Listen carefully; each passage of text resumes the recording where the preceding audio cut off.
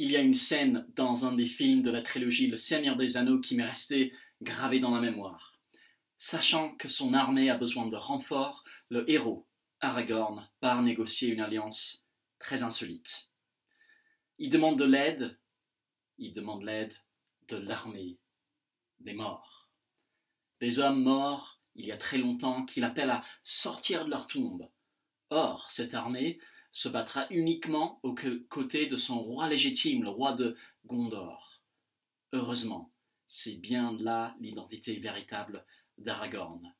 Alors, ayant reconnu leur vrai roi, cette armée s'engage à se battre à ses côtés.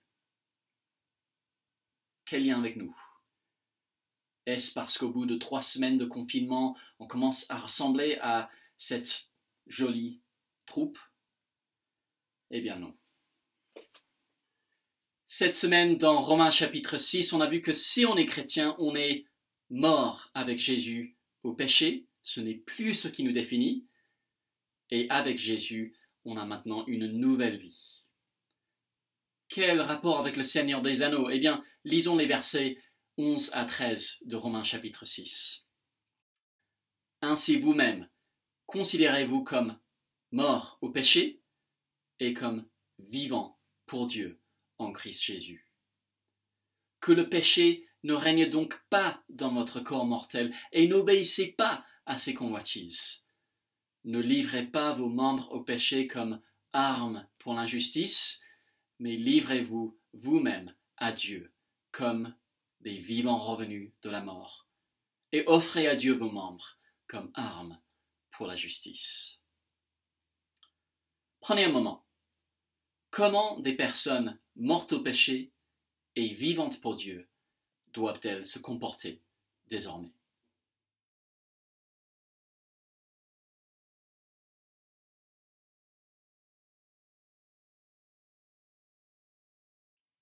Comme cette armée dans le Seigneur des Anneaux, on est nous aussi revenus à la vie pour reconnaître notre vrai roi, Jésus, et pour se battre à ses côtés. Être mort au péché implique de ne plus servir le péché comme maître, et être vivant pour Dieu implique d'avoir rejoint son armée.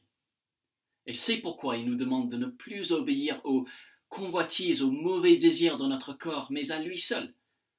Et il nous demande aussi d'utiliser les différentes parties de notre corps, nos membres, non pas comme armes pour le mal, mais comme armes pour la justice. On est dans une guerre contre le péché, et une guerre menée par une armée de personnes que Paul appelle des vivants revenus de la mort.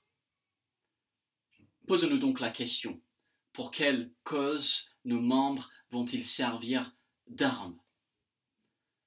Quand nos mains écrivent quelque chose, quand notre langue dit quelque chose, quand nos yeux regardent quelque chose, quelle cause allons-nous servir? Pour quelle cause allons-nous nous battre? Ce sont des armes puissantes, capables d'accomplir beaucoup de bien quand on les met au service du roi Jésus, capables aussi de faire beaucoup de dégâts quand on les utilise mal. Pourquoi pas prendre du temps maintenant pour réfléchir là-dessus? Pour quelle cause vais-je utiliser mes membres comme armes aujourd'hui?